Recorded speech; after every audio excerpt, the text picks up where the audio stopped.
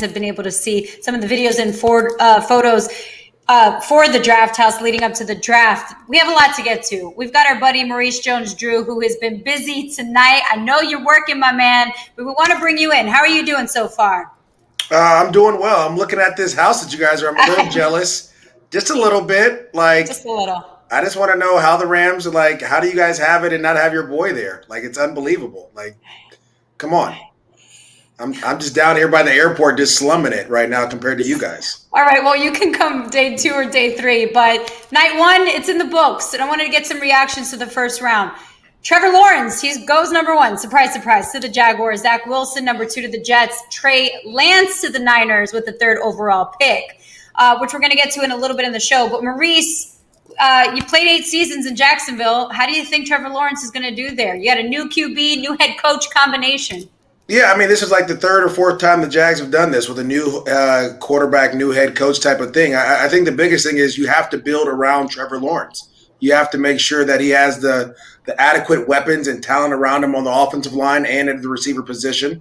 That you hired Darrell Bevel, who's a run-first guy. We saw him in Seattle a couple times. When the Seahawks won those Super Bowls with the rookie and first and second-year quarterback in Russell Wilson, they were a run-first team, and they played great defense. And so I think you'll see the Jags go that way and then eventually try to let Trevor Lawrence grow into being, a Russell Wilson type of guy. He has all the tools to do it, but you can't put too much on his plate right away. The one thing I do love about it is that he's always been the number 1 guy. He was the number 1 guy in high school, the number 1 guy in college. Now he's the number 1 guy in the NFL, so that pressure won't really bother him.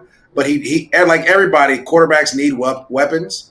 If you can't give them the adequate weapons, they're not going to be that good. And JD, when the Rams' 2021 schedule is finalized in a couple of weeks, it's going to feature a long list of new quarterbacks. Some of them have been in the league, but they're in new places. That includes Lawrence. My question has to do with the NFC West. How confident are you that the Rams' biggest rival got better at quarterback tonight with the Niners selecting Trey Lance to unseat Jimmy G?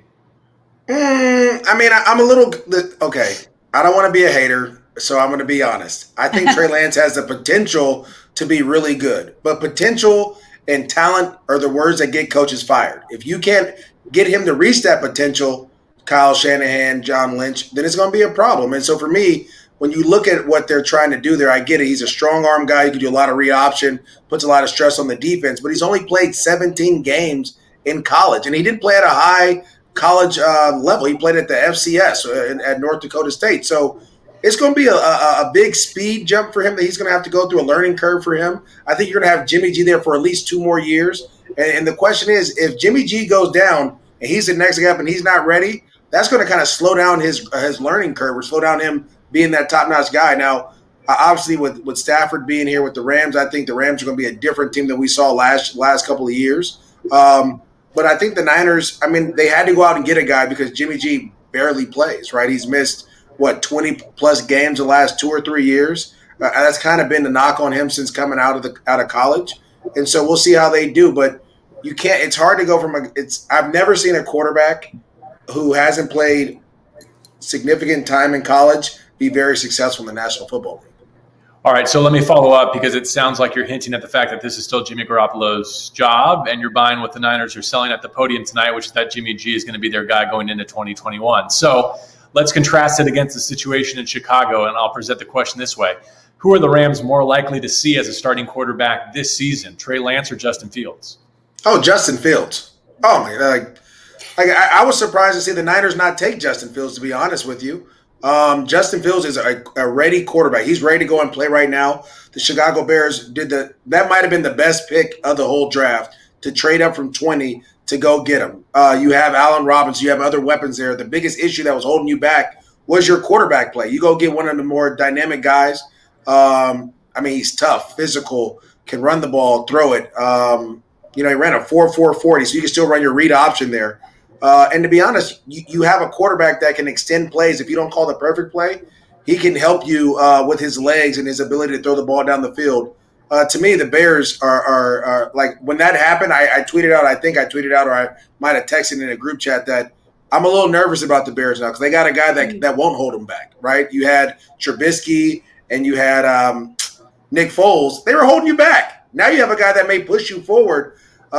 Green Bay, the NFC, everybody, that you better be on point because if Fields gets going, it's going to be a tough team to beat. Yeah, the Rams have the NFC North Lions and Bears at home this season, so that'll be interesting to keep an eye on. It's kind of hard for me to ignore and not connect the dots. Joe Burrow is getting reunited with his fellow teammate LSU, Jamar Chase. Devontae Smith reunited with his Bama teammate, Jalen Hurts. MJD, during your playing days, did you ever have the ability to be reunited with a teammate? And is that really significant these days? Well, I'll say this. The Cincinnati Bengals, I thought they missed on that one. And I get it. You want to get a number one wide receiver in Jamar Chase. But let's remember why your quarterback missed the whole second half of the season. He tore his ACL because he was getting sacked. 32 sacks in like 6 games or whatever it might have been. So I hope you go back and try to better beef up that offensive line here. But you know what, Serena, a lot of people don't know this. I was actually drafted with a teammate in college. Mercedes Lewis was a first-round pick for the Jaguars. I was a second-round pick. And I think that having that level of being comfortable with a guy that you know, you can kind of confide in certain situations. I remember being rooming with Mercedes as a rookie and going over the playbook with him. If I had a bad practice, being able to talk to him about it and vice versa. And so having a guy that you were comfortable with was awesome. And then the next year, the Jaguars drafted one of my offensive linemen from college, Derek Landry, who went to Notre Dame. I think, JB, you were there when he was there. So, the Jags did a great job of making me feel as comfortable as possible. And I guess that's kind of why I had to ball out for him. I had no choice because they were making all these picks for me. For sure. The draft is now wrapped up for both of you. Any surprises that really stand out for day one? Before we came on, I was a little surprised by the Saints and who they took. I thought there were other better pass rushers out there, guys that really affected the quarterback. I think they went with more of a guy that was a height, weight, speed guy. And they've had success with that in Davenport, who they drafted out of UTSA. But he's kind of been banged up. He hasn't really produced the way that you thought he would. And so that was a big, kind of like a ooh one for me. But again, I think another surprise I'd talk about is 2 running backs going in the first round. Najee Harris from my hometown going to the Pittsburgh Steelers. Love the fact that Pittsburgh saw what they saw in him is what I saw in him. Le'Veon Bell 2.0, a guy that can do a little bit of everything. And then the Jaguars going with the next pick of Travis Etienne to pair him and make him comfortable with who? Trevor Lawrence, right? Your quarterback's comfortable. I love it. You like having the running backs in the first round. To me, if you draft a running back in the first round, it's smart because, again, as much as I don't like to say this, but you don't have to pay your running back until 5 or 6 years down the road. Yeah. So many times we talk about, you draft these guys. No, you draft generational talent, and then you figure it out from there. Travis Etienne is a generational talent the Jaguars need. They don't have the speed at that position that they needed. You bring him in. If he plays exceptionally well, guess what? You have a 5th-year option to use on him. You don't have to cash him out like a lot of these other teams have to. So, to me, I thought that was very smart of the Jaguars. I think you go back and you identify some other pieces defensively and the tight end position. But to be honest, I thought this draft was probably the best draft that I've seen. There was only one, I don't like it, which was the Saints. All the rest of them were really good picks. The Ravens had some great picks. The Cardinals, I see what they're trying to do. You got to be able to stop the run with Collins. He's a big athletic guy. But, at the end of the day, hey, listen, it's going to be an exciting year, I think, for football. I thought this was a deep draft in general because of the COVID situation, all the opt-outs and guys that didn't play and that were coming out. There was just a lot of guys, a lot of talent in this draft. So let's see how it pans out for a lot of these teams. Etienne will not only be at SoFi Stadium, but that was the Jalen Ramsey pick, right? So now we can kind of pencil in some names to the other side of that trade. I don't think there was a player on the board. I don't think there were multiple players on the board that would have made us feel any differently about having that first team All-Pro corner in Horns. But let's switch now to the day 2 and the Rams portion of this draft. The Rams have a handful tomorrow, 57 in the second round, 88, 103 in the third, and then 3 more on Saturday, 141, 209, 252. MJD, as you look ahead to the next 48 hours, what do you see as the biggest position needs on the Rams roster going into 21? Well, I think offensive line, just making sure you sure that up. If it's center or guard, however you want to do it, you sure that up with your first pick. To me, it's all about protecting Stafford and making him feel comfortable. If you protect Stafford, you'll see the dividends from it, and in the running game as well. And then I think you go look to pass rusher. and possibly a nickel, another corner there to play that nickel slot. Troy Hill being removed and going to Cleveland was a big loss. As much, JB, we called how many touchdowns last year of Troy Hill from pick sixes or fumble recoveries or sacks or whatever impact plays that he made. I know David Long's there, but he's kind of struggled in the times where he got in the game. So you may want to add some depth there as well. And I think you just continue to add playmakers on both sides of the ball. Tight ends, another position you may want to add, as well as an inside linebacker. Inside and outside linebackers are positions as well. So I can see the Rams really going again. Like I said, there's a ton of talent you can get in the 5th and 6th round. You may even go get another running back. I think that's another position that you want to add some more depth to. So the Rams have some needs there, but I think there's going to be a ton of players that can go that the Rams will get that can make plays for you. All right, for those who are just joining us, you're watching the Rams post-draft show presented by Rocket Mortgage. Serena Morales, JB Long, Maurice Jones-Drew coming to you live from the Rocket Mortgage Draft House here in Malibu. Poor MJD, he is at home, but JB and I are here enjoying Malibu. And let's take a look at some notable offseason moves, because while we're preparing for day 2, the Rams already kind of set themselves up, at least at the quarterback position, right? NFC West quarterback, we've got Matthew Stafford at helm. Maurice, what do you think? Does this put the Rams over the top? Are they good now? They're bringing in Deshaun Jackson, obviously, to help there as well. Yeah, well, listen, I called JB this morning, and I tried to confide in him. I tried to hold back my energy because it's so exciting, right? To me, I think just with that move there of Stafford, the Rams are Super Bowl contenders. That's just what I believe. The arm talent, the ability to throw from different angles, like we're seeing here, with the weapons that the Rams have and the scheme that the Rams have. You have a guy that can make all the throws and not afraid to throw the ball down the field. I think that's going to be huge. I think that when you look at the Rams and last year, you were kind of a quarterback away a little bit in most games of winning more games. I felt like even when Jared played his best game against the Green Bay Packers, it wasn't enough. And you can't have that when you're in the National Football League for a guy that's going to touch the ball every play. If they play their best game, you should be able to blow teams out and kind of move away a little bit. And so with that defense that the Rams had last year and the addition of Matthew Stafford, I think that's going to kind of push the Rams over the top to be one of the top dogs here in the NFC. All right, Mo, I've been wanting to ask you this question since probably January, but I wanted to hold off until we figured out what was going to happen with Russell Wilson in Seattle and then who the 49ers were going to draft. And so even if they hold on to Jimmy Garoppolo now, power rank the division, the NFC West, in terms of quarterback. And I want this important qualifier in there. Yes, I know Russell Wilson has the biggest resume, right? So you could start with him at the top easily. But consider the way the Rams play Russell Wilson and the way that the division plays Russell Wilson in the context of this question. Yeah, I'm always going to say Russell Wilson. I think we've seen too many games where the Rams have had the Seahawks down and Russell makes that one play, right? And I think that's what's scary to me. So Russell Wilson's always going to be number one because he has the ability to make the big play.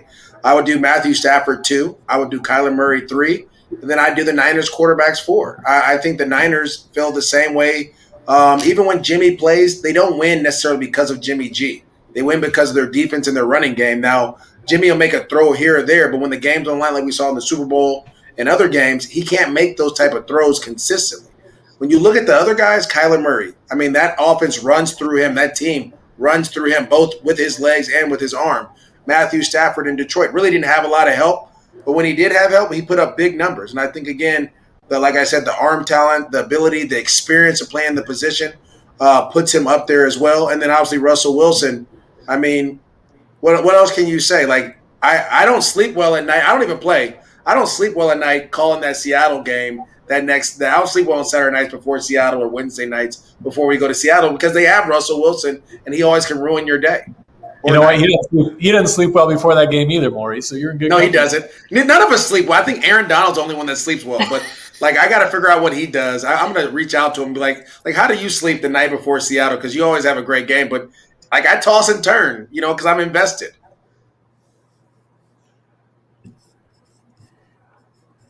At least we're sleeping good these days. Sorry, you cut off there, JB.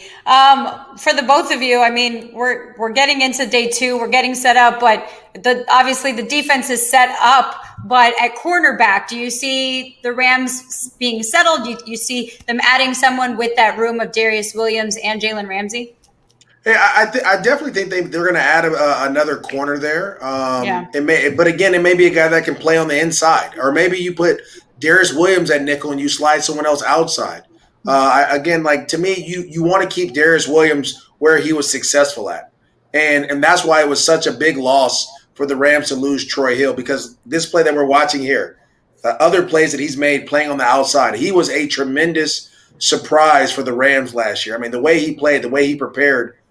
He was getting targeted a ton, yet he was still able to make plays as we're seeing against Russell Wilson. And so, he's going to get targeted again. Jalen Ramsey's not going to get a lot of targets. That's not going to happen.